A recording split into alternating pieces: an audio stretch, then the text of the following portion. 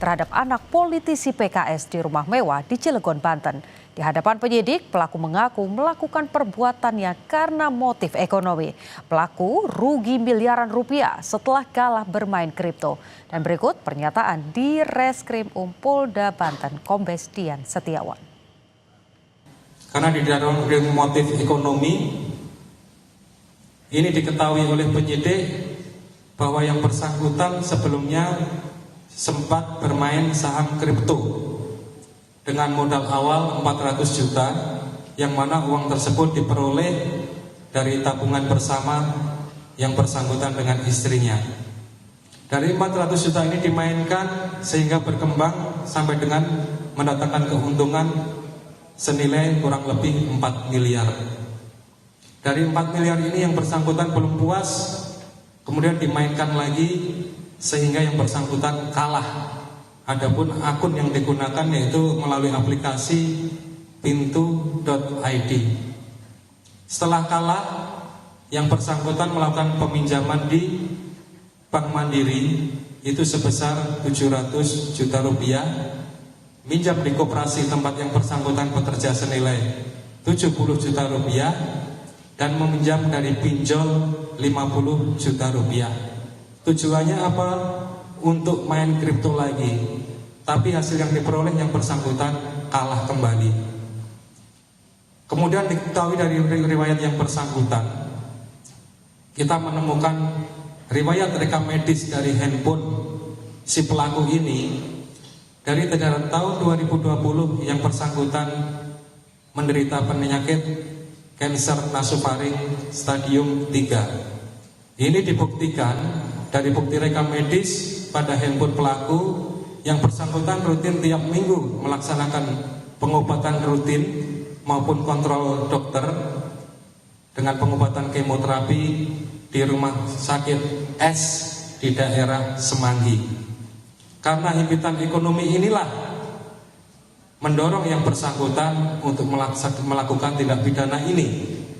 Bahkan yang bersangkutan juga sempat curhat kepada istrinya. Ini ditemukan penyidik pada chat handphone antara pelaku dengan istrinya. Apabila keadaan semakin amblas, bahasanya ya, yang bersangkutan akan melakukan tindak kriminal. Dan ini dijawab oleh istrinya sendiri, astagfirullah, yang ini chat dilakukan pada tanggal 16 pagi pukul 09.00. Polisi juga menjelaskan kronologi aksi pencurian yang berujung pada pembunuhan anak politisi PKS di Cilegon, Banten. Polisi bilang awalnya pelaku niat untuk mencuri uang di dalam berangkas yang dipergoki oleh korban. Korban yang melakukan perlawanan pada pelaku membuat pelaku gelap mata hingga melukai korban dengan senjata tajam hingga tewas. Dengan kondisi pintu terbuka, setelah mengotak-atik berangkas dan tidak berhasil, bahkan berangkas sempat digeser, posisinya sudah geser ke kiri. Yang bersangkutan naik ke lantai 2. Di lantai 2 setelah tangga sebelah kanan adalah kamar korban saudara A. Pintu kondisi tertutup, yang bersangkutan membuka pintu, melihat korban sedang bermain handphone di atas kasur. Selanjutnya korban menghampiri. Pelaku sudah mengasih kode untuk diam dengan tangan seperti ini. Selanjutnya sempat nanya, ayahmu di mana? Korban sempat menjawab, keluar. Tahu kunci berangkas ditaruh di mana? Korban sempat. Dan saat ini kita sudah terhubung dengan ayah korban Maman Suherman yang secara eksklusif bisa bergabung dengan Kompas TV sore ini. Selamat sore Bapak. Selamat sore. Assalamualaikum warahmatullahi wabarakatuh. Sebelumnya kami Kompas TV mengucapkan turut berduka cita atas wafatnya anak Bapak dan juga semua peristiwa yang saat ini tengah menimpa keluarga. Pak, hari ini kita sama-sama mendengarkan pernyataan dari polisi bahwa sudah ada tersangka yang ditangkap. Bagaimana tanggapan keluarga atas penangkapan terduga pelaku? Apakah keluarga merasa sedikit lega dengan penangkapan tersebut? Ya, kami mengucapkan terima kasih dan apresiasi kepada Polda Banten beserta jajaran dan segenap petugas yang telah selama 17 hari bekerja keras siang dan malam, juga kepada Polres Cilegon, juga Polsek Cilegon yang bersama-sama bahu-membahu untuk mengungkap kasus atas pembunuhan anak kami ini. Hmm. Disebut sebelumnya Pak, motifnya adalah ekonomi. Dengan adanya pernyataan dari polisi melihat sosok terduga pelaku ini, keluarga seperti apa? Apakah yakin dengan kinerja Polri terkait dengan perjalanan kasus ini, dan apa juga yakin bahwa yang ditunjukkan kepada publik adalah pelakunya? Ya, kalau melihat dari hasil laporan dari Puslapor yang tadi diketemukan di pisau DNA, DNA itu sama. Ya, saya sih sangat meyakini kalau memang itu adalah pelakunya ya. Kalau memang ada kesamaan di pisau itu, DNA anak saya itu diketemukan sama dengan hasil daripada yang di puslapor tersebut. Dari pihak keluarga sendiri, apa yang kemudian diharapkan Pak? Terduga pelaku sudah ditangkap, motifnya juga sudah diketahui, Puslapor sudah mengeluarkan data-datanya terkait dengan DNA. Hukuman apa yang diharapkan oleh pihak keluarga? Ya, saya tinggal menyerahkan kepada pihak nanti di kejaksaan atau di ini untuk dihukum yang seberat-beratnya. Karena ini sudah tidak berkemanusiaan sekali.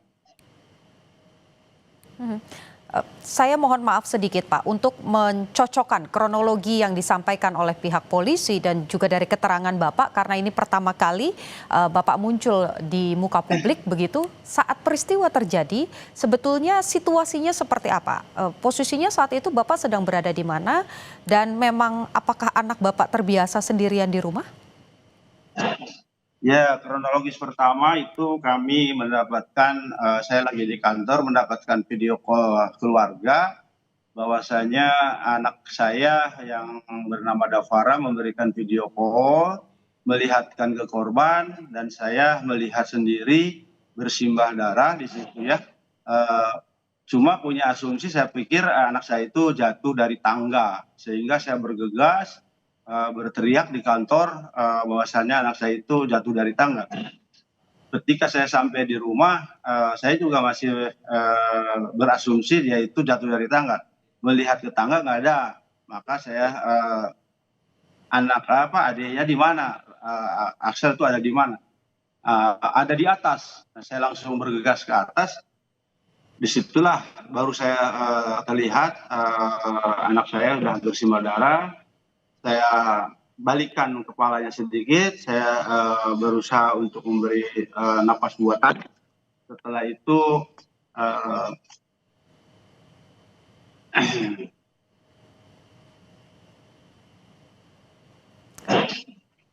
Baik, tadi satu pertanyaan yang belum terjawab adalah apakah kemudian korban ini memang sudah biasa berada di rumah sendirian, tapi ditahan dulu Pak, jangan dijawab terlebih dahulu karena pembicaraan kita akan kembali usai jeda.